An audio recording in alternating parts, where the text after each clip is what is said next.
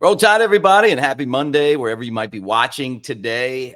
Huge recruiting weekend in Tuscaloosa, Alabama, with only 5 recruits right now, but very quality recruits. And maybe that's a trend that we're seeing with this coaching staff and the fact that you really have to take advantage of the NIL money that you have. We'll talk about this weekend, what that means, and more right here on Cover Crimson with Clint Lamb. I'm Mick, Gillispie, brought to you by Pearl River Resort over in Philadelphia, Mississippi. Let's go.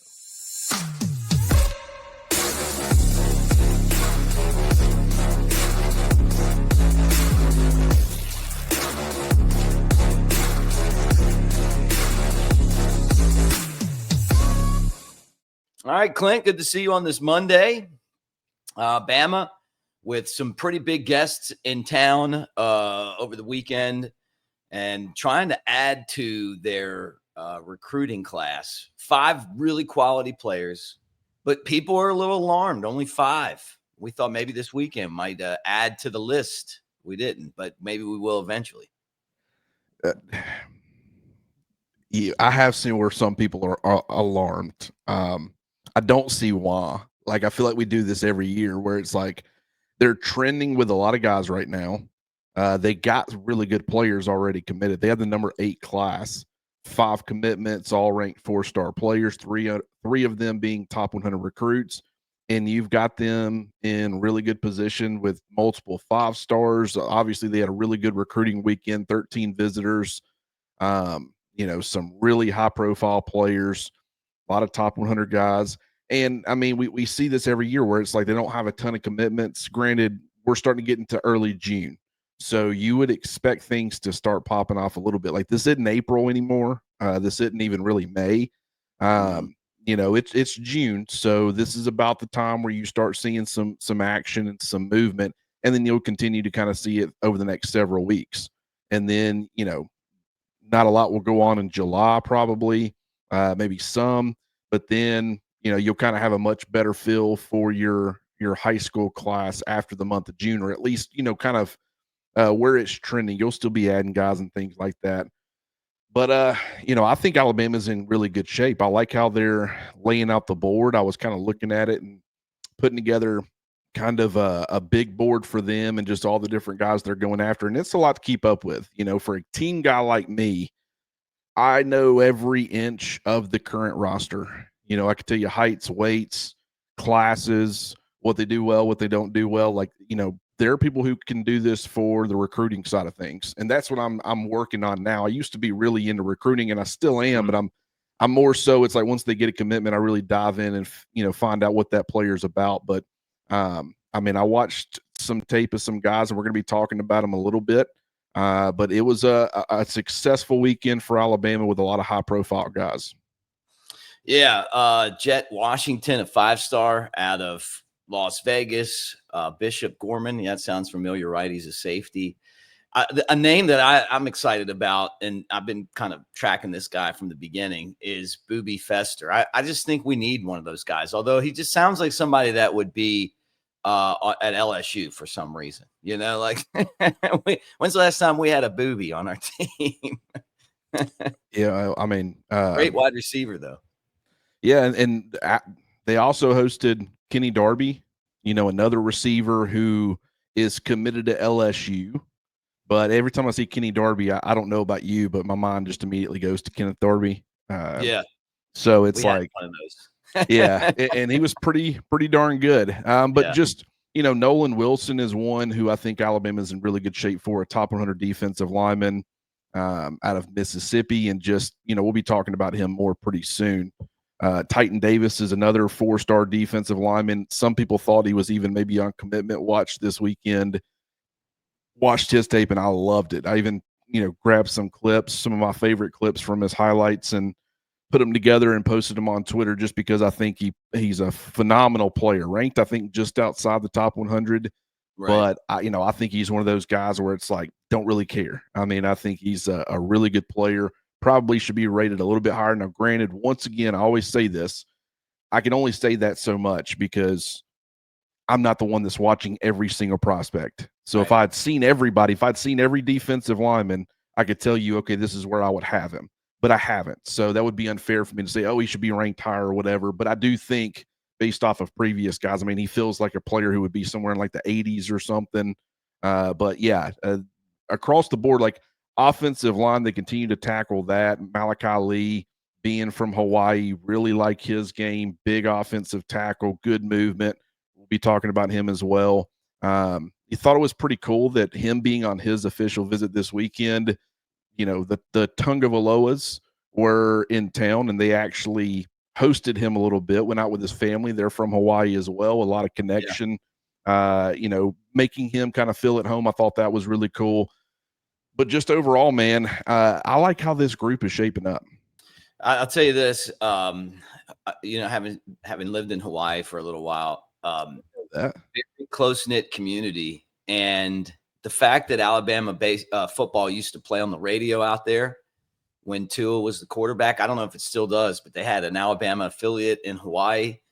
There's going to be some guys like Malachi that could end up coming to Bama just because of that. You know, a lot of those players would go to USC, BYU, you know, because that's where the culture was for them.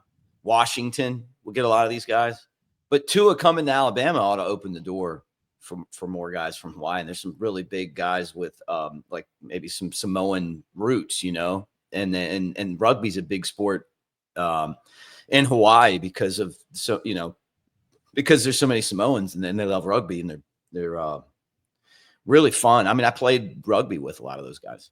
And then I see like, you know, hey, my cousin plays at this or that, you know, and so I would love to see Alabama just from a selfish standpoint. Go ahead and nab Malachi Lee from Hawaii. Hey, let me tell you guys this as you hang out. We're brought to you by Pearl River Resort. It's in Philadelphia, Mississippi. Right now is a great time to hit Dancing Rabbit Golf Course. Was just there with Jay Coker. Course is amazing. It's beautiful. Dancing Rabbit Golf Course. It's the Augusta you can play. The Azaleas, the Oaks, two awesome courses. You can even stay in the clubhouse. They have some suites that you can rent there and be in the middle of the action. But if not, hey, stay at Silver Star or Golden Moon Casino. Slots, table games, really the best slots in the entire South from people that like playing the slots because they've invested heavily in that. But they've got a water park, Geyser Falls, which is great, the spa, all of that stuff, plus some great concerts coming up as well. And we appreciate them for being a part of what we do. So anyway, like your final thoughts on the weekend, like the recruiting weekend, at least for today, you know, because we'll be hearing information come out on these guys. And a lot of them were posting on their social media pictures from Tuscaloosa. And, you know, I look at it like this, Clint.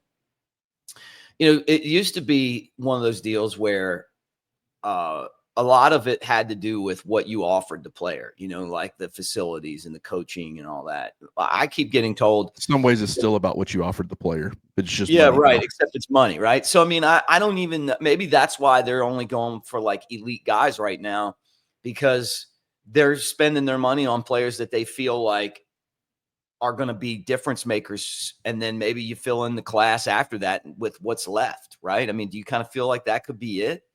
I mean, Five guys. I think right now, I mean, and once again, it's the time of year. Like if we're having this same conversation, 5 guys in July, yeah, well, I'll be talking about it in a much different sense, but they won't. I can almost guarantee you they won't. I think the board and the way it lays out for them right now, they're going after a wide variety of like star power and recruiting rankings. They set their own boards up. A lot of these coaching staffs do. Some don't.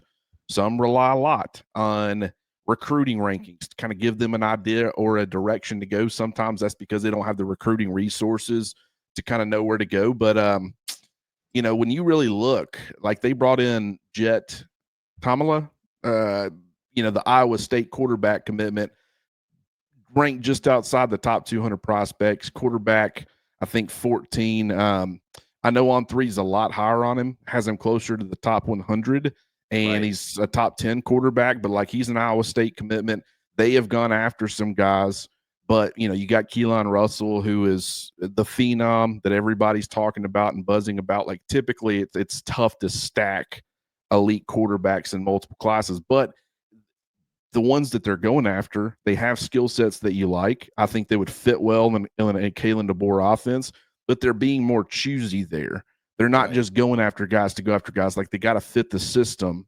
And I don't think they're desperate in a transfer portal era. They do, depending on what happens with Ty Simpson after this season, depending on what happens with Austin Mack. Like, if Keelan Russell's the number 2 and he's clearly trending towards being the guy next year, and Ty Simpson decides to move on to the NFL or whatever ends up happening, you got to be ready. Like, the depth can get pretty depleted pretty quick. So it's not that they can just say, well, we'll just punt quarterback this year. But you can find one of these types of players who has some upside, who you like in your system. You can maybe go and find somebody who is, a good player who's kind of willing to be your backup. It won't be anything like they have right now, whether it be Keelan Russell, Ty Simpson, or Austin Mack. I mean, if you go get somebody out of the transfer portal and it's guaranteed that it's Keelan Russell's job, then you're not getting that caliber of player. But when I look at this board and I look at what they're doing, like, probably going to be targeting like 3 offensive linemen, the playmakers at receiver, like cornerback continues to be an area that they're really focused on. A lot of really good players there. They've already got a couple of really good commitments at that spot. Safety is another one. They want those rangy playmakers who can do a lot of different things for you. You look at Jet Washington, he's kind of one of those guys. Love his game. But the defensive front, now, Mick, this is an area that a lot of people have been concerned about for a while, and a lot of people justly or unjustly blame it on Freddie Roach. But what's your thoughts on Alabama's like defensive line recruiting? Like, are you concerned about it? Because I know a lot of fans are. I mean, I'm always concerned about the defensive line. I mean, I know he's visited Nolan Wilson a few times in Picayune. And you mentioned before, you think that he's a guy that Bama's going to get. Do you get him? You talked about Titan Davis too. I mean, I think if you're Alabama, we love Freddie.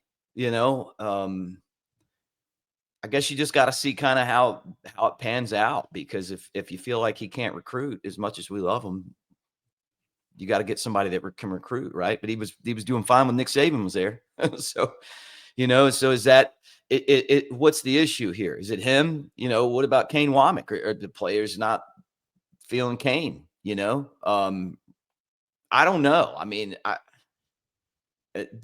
when we had the guy transferred to Michigan, right? And I know, like, he had some roots there and everything, but it was just like watching that guy Payne leave, and I'm going, man, this is an area where I really feel a lot of concern for Alabama. And then the way that we didn't stop the run in that Vanderbilt game and then the Oklahoma game, I'm going, man, you got to have those guys. And the way that we're stacking guys in the secondary, I mean, we might have the best secondary at least on paper, that we've had in a long time, right? And even last year when we didn't have anybody, the whole secondary transferred. Those guys did pretty well. But you win and lose games up front, man. You go back and look at all those championship teams and what those guys were able to do, pressuring the quarterbacks and stopping the run and cutting the run down and all that stuff. I'm not that concerned yet. But I could see it being an issue if we get to signing day and we're not bringing in the caliber of player that we are at all the other positions. Well, Cam Johnson, I like his game. He's kind of probably going to be an interior guy. Not super highly rated, top 350, 4-star recruit. So he has climbed a little bit. Jamarian Matthews is a guy who's now ranked in the top 100, probably going to be a bandit type, listed kind of as an edge on the high school level, between 6'2", 6'3", about 250 pounds, but just the frame. You think he's probably going to play bandit. But Nolan Wilson is a guy, I mean, he's listed at 6'4", 250. He's a 4-star recruit, ranked inside the top 50 when it comes to on three. I think inside the top, I think he's like number 64 in the industry rankings. But when I watch his game, man, like, he's probably going to play bandit. He's got some inside out versatility, though. Like, when I watch him, mostly like a 3-4 type of defensive end, like a lot of 3-man fronts for his high school team, kind of playing a lot of 5-tech, has the ability to play inside some, though. He's got the perfect build and high school experience to play bandit. Like, he's still, he plays in a 2-point stance. He plays in a 3-point stance. He's got the the occasional inside ability, but he's kind of got a lot of experience out there on the edge, but he's a bigger, thicker body guy who's probably going to hold a lot more weight. Still developing as a run defender with his pad level.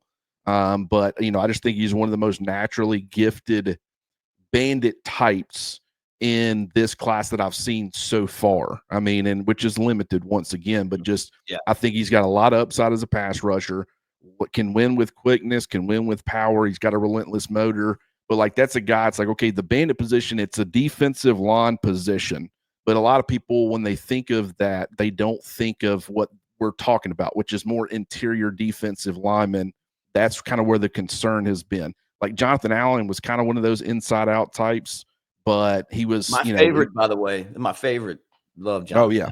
Yeah. He's one of the best. I mean, and Deron Payne, like I mean, there's been so many interior guys that really in Alabama's 3-man front, they were playing, those 3-4 defensive ends, Dalvin Tomlinson, Jerron Reed, Ashawn Robinson inside out. But with them playing more 4-man fronts, still going to see the 3, don't get me wrong, but playing more even stuff nowadays, it's like, okay, you get 2 true interior guys. But Titan Davis is a guy that I watched out of St. Louis, Missouri. I watched him earlier. I loved him. 6'5", really? 262 pounds. Like I said, ranked just outside the top 100. But I think just he's probably going to be an interior defensive lineman, but he's going to be able to move around. And I would more so, if I'm not saying his game is the exact same or anything like that, but the way that we think about Kelby Collins right now, where it's like probably going to be primarily an interior guy, but situationally, it's very possible that he sees some reps out there at Bandit. Titan Davis is that style of player. And just watching him, I mean, you're seeing the 3 tech in the 4-man front, you're seeing the 5 tech in the 3-man fronts, 2 or 3 point stance. Really exciting dude to watch on tape. Explosive hips, despite the fact that he's really long and looks really impressive physically. Great leverage, great knee bend, a lot of explosive power out of the hips. And just, I mean, I think he's going to be really good in the run game. I think he's got upside as a pass rusher. So he has quickly become one of my favorites that I've seen, which once again, limited as far as really diving into the tape, studying as much as I can. And sometimes I still got some connections that send me tape where it's not me just watching highlights, but used to, I could get pretty much anybody I wanted. Nowadays it's selective, but I'm trying to get some Titan Davis because the highlights, when I will see stuff like that, as far as the pad level, that you're going to see the best of the best in the highlights. So I would like to go and watch a little bit more of his tape to make sure that's consistent, but it's consistent across his highlight tape. And if he's that way all the time, despite that length, I mean, just he's going to be kind of, first of all, I guarantee you he would look incredible on those sleds. We go to practice and we see the defensive lineman, just the way he naturally plays is set up perfect for those types of drills or, the big heavy sleds that some guys, even like Steve Boomois, like those guys are struggling with a little bit. He's kind of ready made for it already. And if he plays consistently like that, I mean, I think if Alabama could land him, they're getting an impact defensive lineman who's probably going to be ready. Maybe from a physical standpoint, if they want him as an interior guy, maybe want to get him up in that 280 range, before he's ready physically. But if he can get kind of close to that pretty quickly, and he's still got some time, I mean, he's entering his final season in high school, he'll be a guy I'll be keeping an eye on as far as maybe making an immediate impact with some of the guys we're expecting Alabama to lose along the defensive front following the 2025 season. But those are 2 guys, 2 defensive linemen. I'm a big fan of them. Guys, it's about to be Father's Day, and I know you're going, what do I want? You want one of those Rowback Alabama shirts is what you want. And they've got a great collection of those. And right now, rowback.com, promo code ROOM20, 20% off your first order. And so, basically they track that by email address. So Room20, take advantage of it. I was looking at them the other day because, I've got a birthday and Father's Day coming up. So I got a double whammy of gifts. And I'm like, yeah, I need one of those Rowback shirts, and the designs are cool. And then look, when you work doing Alabama and you're a fan of Alabama, finding an Alabama shirt is fun, like people like those Peter Millars. But these are officially licensed shirts. They're really cool designs. But check it out and use that promo code right there, Room20, and you get 20% off your first order. Kind of wrapping up the recruiting conversation even more.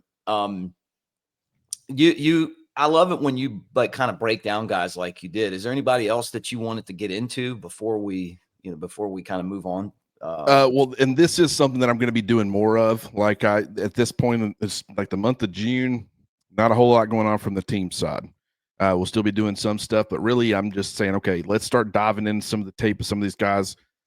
I don't like being wasteful. Like I don't like diving in and spending a ton of time on a guy to have him commit to LSU or commit to USC or Ohio State or Georgia.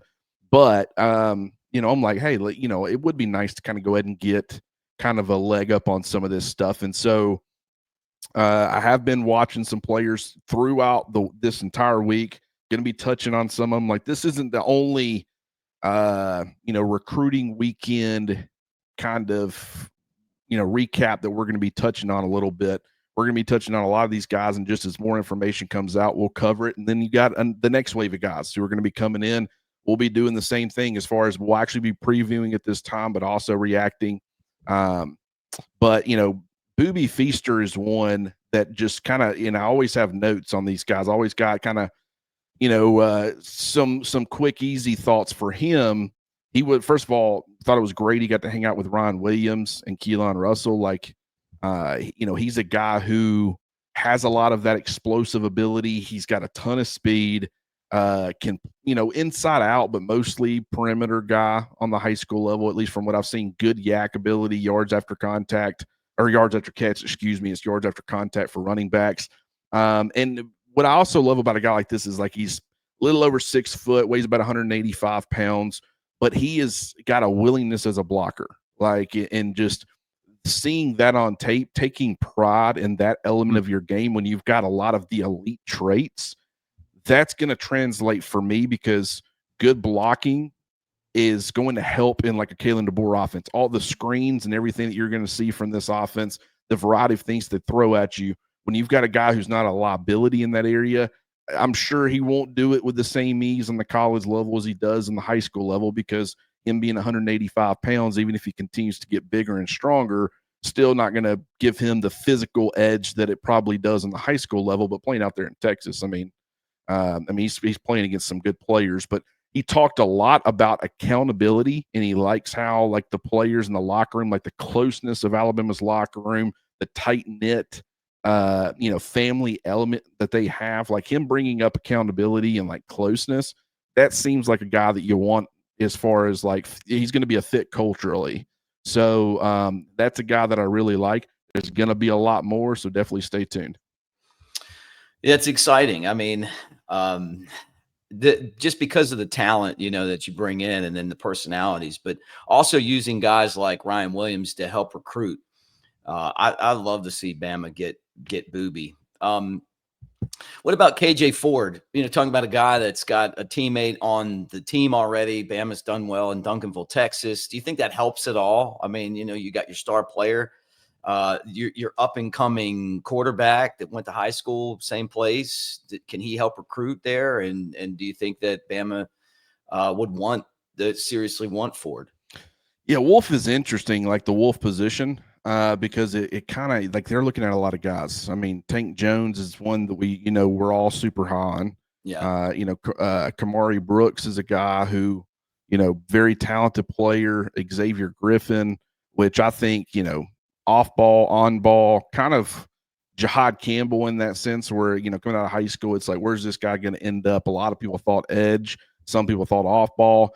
Kind of in a way played off ball because of what Alabama had out there on the edge, but he also turned into a really good off ball linebackers. But like Xavier Griffin, like that's one, Jaquez Wilkes, like it's just, KJ Ford, I know is a guy that the staff really likes. I know he's really high on Alabama.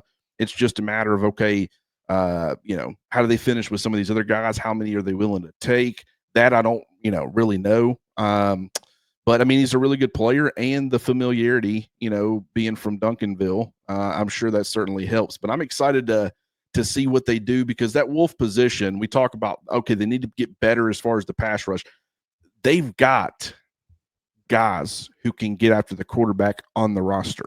Like they've recruited the elite of the elite. Like Yanze Pierre was one of the best pure pass rushers in his, recruiting cycle. Noah Carter being a top 100 recruit. He was a guy who was known as being a really good pass rusher. LT Overton, who is, I think already a good pass rusher, but got to finish more. But they've got the dudes. I think schematically they need to probably change some things or tweak some things to put them in a position where they can apply more consistent pressure on the quarterback, put them in a position to win. But the versatility, I was talking about Nolan Wilson, I was talking about Titan Davis, positional flexibility where you can move guys around, create mismatches at the Tank Jones. He feels like a guy to me. I could see him playing Wolf. I could see him beefing up and playing Bandit. A guy like Xavier Griffin could play off the ball, could play on the ball, got that positional flexibility. A lot of these guys do. And I'm excited to not only see who they end up landing in this class, but also how they kind of deploy them, because even a guy like Justin Hill, who was in this 2025 recruiting cycle, he's got that flexibility. He's like a potential chess piece. And I think that Kane Womack has some ideas in mind of how to get multiple of these guys on the field at the same time and really sort of try to wreak havoc with it. The evolvement of how Alabama uses its personnel up front is really fascinating to me, because right now I still think some of the guys who are on the roster, like a Tim Keenan, big body, two-gapping style of player, as they recruit different styles, I'll be very curious to see how Kane Womack evolves with that, because I think he's more so going to be targeting guys how he envisions Alabama's defensive front and how they want to use it. Do you think anybody's going to commit? I know that's a tough question, man. I'm not trying to put you on the spot, but do you think anybody's going to commit anytime soon? Are we on commitment watch for any of these guys, or is it kind of just, making an impression? Because a lot of them still have visits left. You go through and it's like, this is early in the process, right? As far as dropping in on schools. Yeah, Titan Davis would be one who I think, it's possible. A lot of guys like Xavier Crowell visited Georgia. Sedarian Morgan visited Georgia. And there's different ways of looking at this. There are guys who Alabama's kind of leading for right now who showed up this past weekend. I think Nolan Wilson, Steve Wiltfong has said Alabama's the team to beat. Actually, I think even Wilson himself said straight up, Alabama right now, they're the team to beat. But I think when the last visit before they commit, that's always the coveted visit that everybody wants. So there's different ways of looking at it. You're going to get guys who are super high on Alabama that showed up this past weekend, but this weekend was more of probably, okay, there are some other teams who are in a little bit of a better position that Alabama's trying to make up ground with. So this isn't exactly what I would call the big commitment weekend. But I do think it's possible, whether it be like a Titan Davis, maybe a Nolan Wilson could be one. I think there's a few who you need to be keeping an eye on. But if they come out, I will be a little bit shocked if they completely exit and it's Thursday or Friday of this week and they still don't have a single commitment from this past weekend. That would be a little bit shocking, but nothing that I would be overly concerned about, because I think Alabama's trending with a lot of these guys. And once they start to pop, I think it's just going to be a snowball effect. So it's just who's going to be that first guy to kind of really gets this wave going. Guys, newlifeart.com, use our code Crimson, and it's buy one, get half off, which is a great deal. So that's on anything at newlifeart.com. So Daniel Moore, those amazing prints, they're commemorating some of the best moments, including Ryan Williams' amazing catch to beat the Georgia Bulldogs last year in Tuscaloosa. Buy one, get half off. They also announced that they're doing a print of Mark Sears' buzzer beater to beat Auburn last game of the season. That was crazy. And it's only the second basketball print that they've done. So, I've got the other one, Antoine Petway. It took me years to get that one, by the way.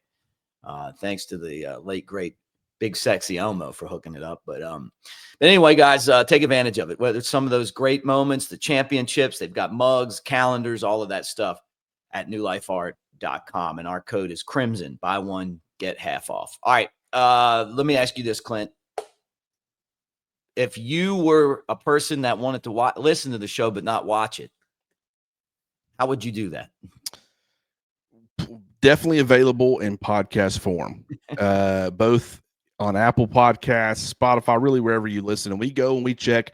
Apple Podcasts dominates right now, but we got some Spotify's making a push. We got some Spotify listeners out there who are, we're seeing those numbers start to grow a little bit. Got some other places that people listen. Doesn't really matter where you listen to your podcast. We're going to be more than likely going to be available to you. And what you got to do is you got to search Cover Crimson Podcast Network.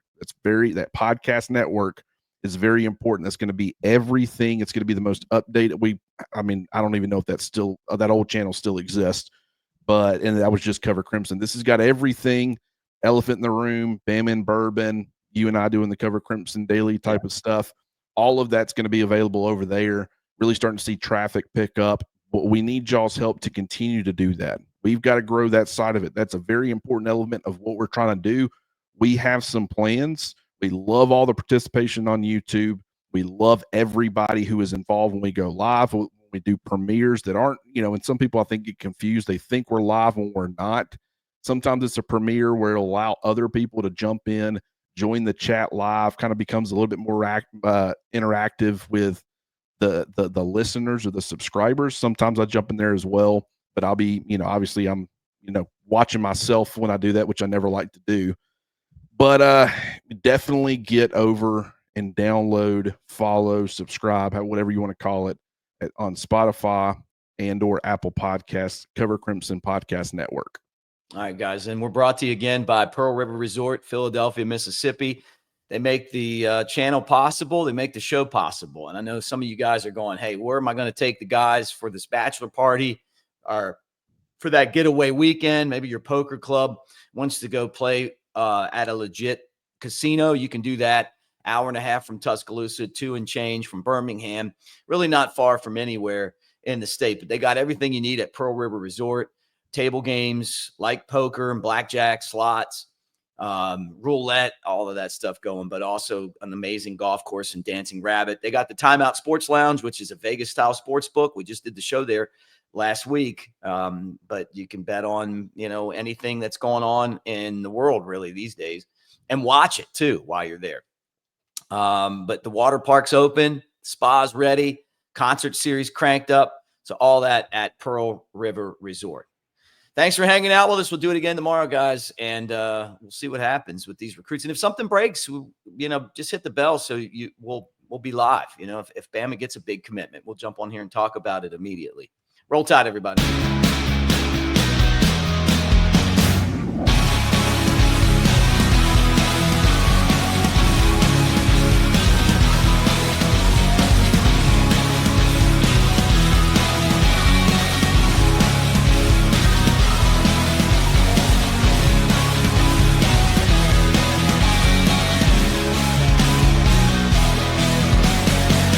Escape to Pearl River Resort.